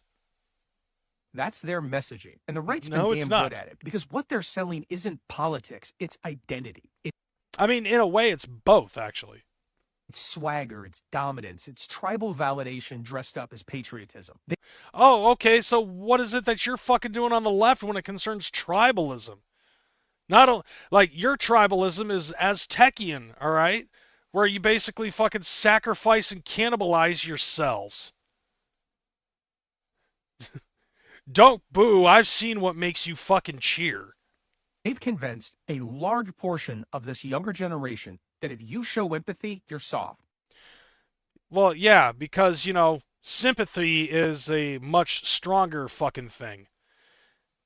And the most vicious motherfucker that you ended up having shot Charlie Kirk. If you care about people outside of your circle, you're some kind of snowflake. No, see, here's the thing. You, being the party of inclusivity, are the most exclusive motherfuckers I've ever seen in my goddamn life. Like I said, you motherfuckers eat yourselves. You eat each other. If anybody has an opposing thought to whatever it is that the left has, you get fucking thrown to the side. You hate motherfuckers on the left who want to exhibit critical thinking and logic. You don't like motherfuckers that are independent when they say both sides have a point. And then you push that motherfucker towards the right. That's what you're good at. This is if anything, if there's a lot of Gen Z men and boys that are fucking leaning more towards the right, part of that has to do with the logic that was spewed out by Charlie Kirk before he got hit in the neck. Like, he can attribute to a lot of that shit because he really fucking helped with Trump getting the young vote. And if you question power or want to fix the system, you must hate America. No, see, here's the thing. You may want to fix America in the way that you want to fix it, but the way that you're trying to fix it is fascist. And you can't even fucking see it. It's like you use terminologies like undocumented immigrant in order to make it sound soft and passable, when the reality is that they're actually illegal. That's one prime example. You have a fucking group called Antifa that uses fascism to fight fascism. And that's not even hyperbole. Like, we've seen it. So it's like, okay, what this dude is doing is projection. Clear-cut projection. Exactly what that one dude was talking about when it concerns people who have Trump derangement syndrome. Meanwhile, what's the left doing? Fact-checking and hosting panels. No, fact-checking. Your feelings aren't facts. Your think pieces are feelings. Writing think pieces on how to win hearts and minds, while the right is out here winning gut reactions. Well, yeah. See, there's the key word. Winning. We are fucking winning, okay? We are winning so much that we're getting sick of fucking winning. We're winning like nobody can believe. And that's the thing. And it's like your little fucking think piece here, which sounds gay as shit, by the way, is proof in the fucking pudding, because you're exacerbating your hatred towards Donald Trump and MAGA by making this fucking this fucking video. It's very clear cut now whose side this guy's on. And that's the real issue, because in the absence of a counter-narrative, the loudest one wins. Yeah, but you know, you have been the few and the loudest. And you've been loud for fucking 10 years. And now nobody is listening. That's the thing. You have yelled so much about the dumb fucking stupid fuckery for 10 years. Now no one's listening. Now no one cares. Except whoever's in your little inner circle. And that's another thing too. All y'all campaign to is your inner circle. When I get done with this, there's probably something that's on my mind that I hope to God that I'll be able to remember, so I can give it a little bit more clarity on that one too. Let me say this clearly. Empathy isn't weakness. Fighting for people you don't know, that's strength. Yeah, but here's the thing though. You're fighting for people that you really have no business fighting for. You know, like, at the beginning of all of this, at the beginning of this year, you know, it was all about fucking Ukraine, Ukraine, Ukraine. We don't hear anything about these motherfuckers fighting for Ukraine anymore, right? And the same thing with fucking Free Palestine. Free Palestine, guess what? Trump freed it. One way or another, he's going to free it by hook or by crook. And then it was like, release the Epstein files, release the Epstein files, the Epstein files. Epstein. Okay, I'm going to release the Epstein files. Wait, what? No, not like that. It was like, you softest baby shit motherfucker. See, here's the thing, though. It's like, yes, do I care about other people? Yes, but we can also see that our own country is in a fucking crisis. And if you really want to think about the psychology and maybe even attachment history and stuff like that, how in the fuck can anybody fix another country if they can't fix themselves? How in the fuck are you supposed to help somebody else when you can't even help yourself? Help yourself first, so that way you can be the strongest that you've ever been. Then you will have the strength to be able to help somebody. Anytime that you and your weak, soft, pathetic little ass, who is very self-hating, and I could just see it in this fucking video. This motherfucker hates himself. You ever notice how the majority of the people on the left are always depressed and on antidepressants and suicidal and shit, and then they take stuff and that makes them commit suicide and depresses the shit out of the rest of them? And so, like, the only way that you feel like you can vindicate yourself is by helping other people that don't need our help just yet. Do we have a problem with, do people on the right have a problem with helping other motherfuckers? No. But we can't help other people if we can't even help ourselves. If anything, helping other people when we're down on our own luck, down in our own shit, and fucking just completely and utterly downtrodden, it's just going to make us even further downtrodden. How do people not understand this psychology? Standing up to power when it's easier to stay silent, that takes more guts than a hashtag and a rifle. Oh, really? Because I'm pretty sure that you had a hashtag and a rifle. Wasn't it hashtag, oh, Bella Chow, Bella Chow, Bella Chow, Chow, Chow on a bullet that was in the fucking rifle? Hey, fascists, catch this. Wasn't that a hashtag on one of the bullets? So, yeah, say that again, schmuck. Say this clearly. Empathy isn't weakness. Fighting for people you don't know, that's strength. Standing up to power when it's easier to stay silent. See, here's the thing, though. You guys are fucking screaming at everything. Like, that's the one thing. Dudes like this are screaming to the high heavens, but the reality is that they don't even know what they're fucking screaming about. Have you ever seen any of these protests? Like what was it? The No Kings rally? You had all of these motherfuckers at the No Kings rally that weren't that were like screaming all sorts of fucking shit. It almost looked like somebody was fucking trying to protest a bake sale, and the people that were protesting it were the Westboro Baptist Church. Holding up their fucking signs, God hates fags and all that other shit. You know what I mean? But the thing about the protest, the No Kings rally, very few people were protesting No Kings with their signs. It was all sorts of different fucking signs. None of them really even fucking knew what a majority of what that was about. There was like none of the fucking signs that were together correlated with another. Everybody was screaming something. And when you have like, how many people fucking protested? 7 million people across the country. When you have 7 million people fucking screaming shit at the top of their lungs, and it's all different shit, it just sounds like noise. And what is that? And what was that protest for anyways? Because it wasn't about changing minds, because that's not what they do. All they do is they just fucking scream into their inner circle. They're basically doing it for themselves. They're not doing it for the betterment of the country. Staying silent not staying silent only makes sense when you're trying to change the hearts and minds of somebody, and being an annoyance does not fucking do the job.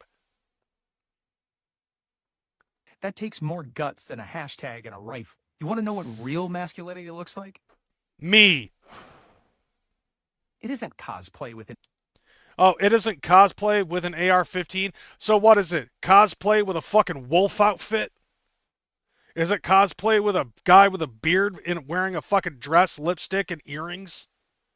Is that real masculinity? Who the fuck are you to talk to me about what's masculine and what's not masculine? Let's be real here. Blair White is more masculine than this motherfucker.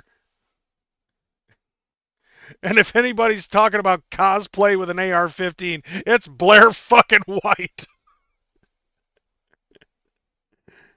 You don't know, that's strength. Standing up to power when it's easier to stay silent, that takes more guts than a hashtag and a rifle. You want to know what real masculinity looks like? It isn't cosplay with an AR-15. It's taking care of your family, owning your mistakes, and having enough sense to see what's wrong and work to change it. Okay, so taking care of your family, we do that. Owning up to your mistakes, that's called accountability. It's a very, very fucking rare thing for somebody on the left to actually take accountable for their fucking actions. So you want to be the pot or the fucking kettle. You want to know what real masculinity looks like? It isn't cosplay with an AR-15. It's taking care of your family. I mean, you know what? Kyle Rittenhouse, 100%. Like, yeah, there you go. Fuck you. Cosplaying an AR-15. Kyle Rittenhouse, 2028. And that can't happen, actually. Yeah, taking care of your family. Owning your mistakes and having enough sense to see what's wrong and work to change it. Oh, really? You know what that sounds like to me? Donald fucking Trump. He takes care of his family. We all know that for a fact. I can already see Barron Trump being fucking groomed to be a president in the future. Let's see, owning up to your mistakes, he does that. If he fucks shit up, he fucking takes accountability for his actions. And having enough sense to see a problem in the fucking country and attempt to change it. What the fuck do you think is called drain the swamp?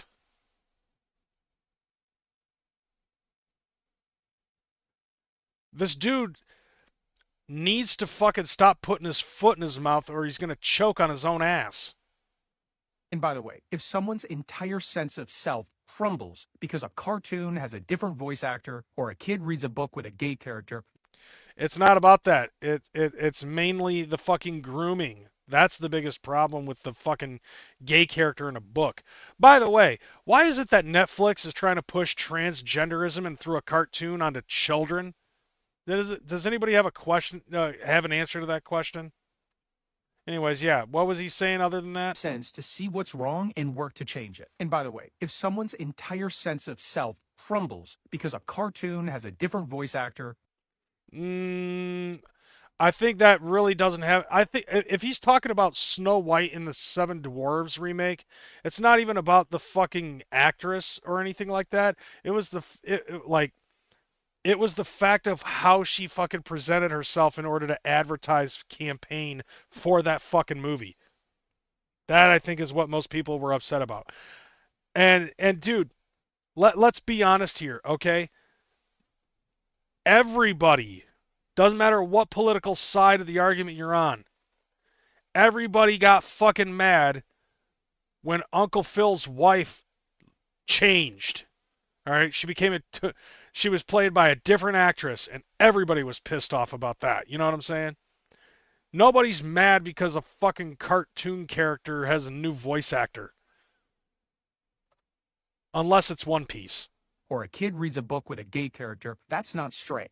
Yeah, but the fact is like, okay, if the gay character is subliminally trying to push gayness onto kids, when just because a boy plays with a fucking Barbie doll doesn't mean that he's secretly a fucking girl or has like, like girl shit on the inside and was born the wrong gender. It just means that the kid is using the Barbie doll as a portrayal of a female character because nobody ended up getting him the Baroness fucking G.I. Joe action figure. So Barbie's going to have to play the role of the fucking Baroness. Getting bent over and fucked in the ass by Cobra Commander. That's fragility with a god complex. The irony is the same people who call liberals snowflakes are the ones filing a lawsuit because Target had a rainbow shirt on aisle 7. What the fuck are you talking about? No. Like, did that actually happen? It was like, no, you are a fucking snowflake because of this video in and of itself. Just listen to yourself. You want to talk about fucking irony? They're the ones threatening civil war. No, we're not. You are. It's like, I don't remember a fucking Republican shooting a Democrat in the neck. I don't remember a Republican dressing up like a chick and shooting up a fucking church school. I don't remember that happening. It's you fucking people. It's you motherfuckers that constantly are fucking being violent towards other people. You guys cheered when Donald Trump got shot at. You guys cheered when Charlie Kirk was assassinated. What did we do? We mourned. We had vigils. And you guys tried to fucking knock it over violently. Some people got fucking arrested. And then you go to Portland. And Antifa is being violent towards ICE. When all ICE has to do is just do their fucking job.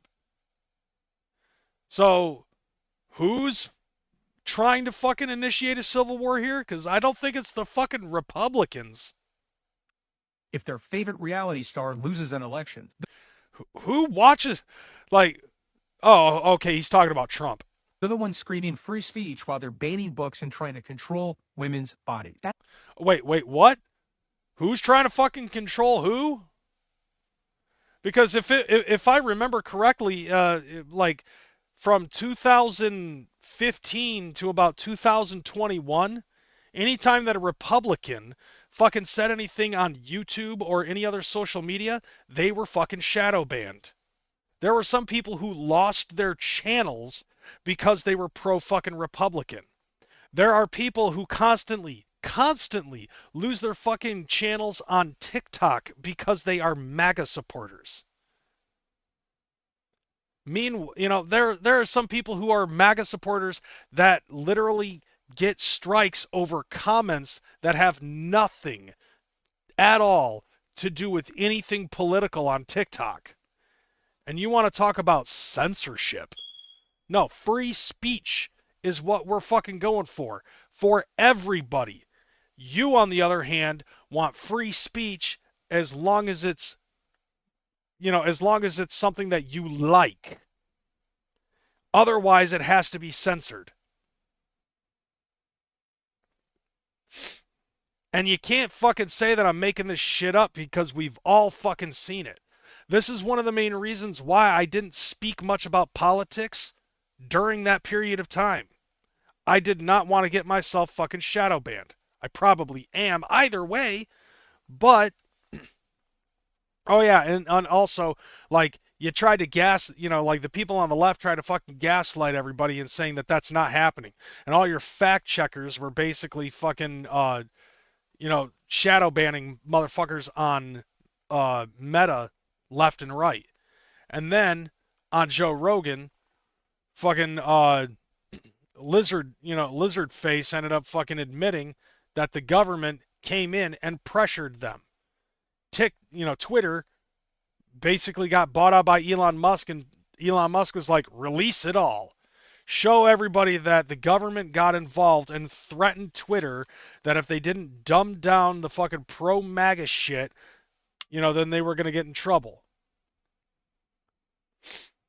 It happened on Meta. It happened on Twitter. It even happened here on YouTube. And most recently, YouTube fucking admitted that they were told the same shit by the Biden administration.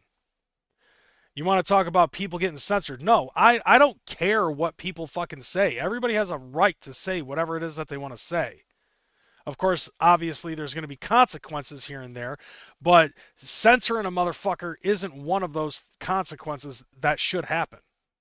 That's not strength. It's not freedom. It's fear with a bullhorn. Are you still talking about us? Because it sounds to me like projection. I see that more on the left than I ever do on the right. I don't know. When was the last time the right protested something? Don't worry, I'll wait. And here's the truth. Your truth. Based on Fifi's. The idea that the left is soft is bullshit. Progress takes courage, empathy takes discipline, and change takes work. It's easy to worship the past, it's easy to cling to power, but building a better future, that's hard, that's messy, that's liberal. And we don't need to match their volume, but we do need to redefine what strength looks like. Well, then you need to fucking not be so goddamn gay all the time. Show people what masculinity truly is. Because in my view, being masculine is actually being yourself. All right? Being masculine is loving yourself. Okay? And that's important. I see way too many people on the left who obviously fucking have self-loathing. And it's and you end up becoming like massive fucking simps to the ultra-feminist agenda. You know what I mean? And don't get me wrong, feminism is fine, but when it becomes like hyper-independence, it becomes dangerous. And then these motherfuckers are basically begging to sniff a girl's panties. This is the reason why guys that look like this will find an ugly chick on OnlyFans and subscribe for $14.99 a month. Because the right, they aren't the oak legs holding up the table. They're the termites chewing through it while calling themselves carpenters. It's time to stop letting them own the story of what strength is. Then fucking do something about it. Flip the narrative. Stop acting like a fucking pussy. They didn't earn it. They just said it louder. No, you guys are much louder, and we just let you fucking talk.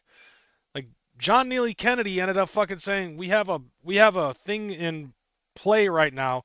It's called Operation Let Them Speak, because a mass majority of these people that are saying this, saying shit, they're talking, but they're not saying anything. And basically, it's guys like this who fucking dig their own hole. And if you guys want to follow me over on Instagram, I don't care about you. Fuck off. And that's just the basic reality of it, Like, dudes like that are just absolutely fucking pathetic. It's like, bro, I'm so glad that I'm not like that at all. I was a hair away from being a part of all of this shit. But then I ended up taking a look at what was going on, and I'm like, what the fuck? See, it's like, I'm so glad that I'm leagues away from being like that fucking guy. I mean, and I think that there's a lot of people who can actually see that in me. It's not just Twitter. Like everybody's bitching about everything everywhere, you know? But Twitter is a kind of a hotbed. Twitter, I've always felt like has been the middle ground recently between between the echo chamber in Truth Social and the echo chamber in Blue Sky. Twitter is the spot in the middle where they all fucking meet. And it's a fucking brawl, dude. It's a fucking free for all, and it's goddamn funny. Like watching people fucking go back and forth between the two, it's incredibly hilarious. And yeah, I'd say that's the I know this is probably the earliest that I've been in a long time, but I'm calling it a night. I think what I'm going to do is I'm going to cut out of here. I'm going to go on Twitter. No, I'm not even going to go on Twitter. I'm going to go on Twitch. I'm still in the middle of playing Pokemon Legends ZA, so if you're not following me on Twitter, I mean, you can follow me on Twitter. I barely ever fucking post on there. But you can go ahead and follow me on Twitch, Crazy McCormick. Yep, twitch.tv/Crazy McCormick. I'm playing Pokemon on that bitch, and that's it for the night. I hope that some people have actually learned some shit because, like, dude, over the last couple of years, I've been studying psychology and understanding the human mind and how things work in the human brain and shit like that. And obviously, seeing the way that people on the left is no fucking shortage of proof of what I've learned, that people on the left are fucking insane. So, all right, I'm going to get up out of here. Thank you guys for being here, watching, and participating up in the chat. Come back next week. Hopefully I don't piss off Violent J anymore. All right, later, y'all. Deuces.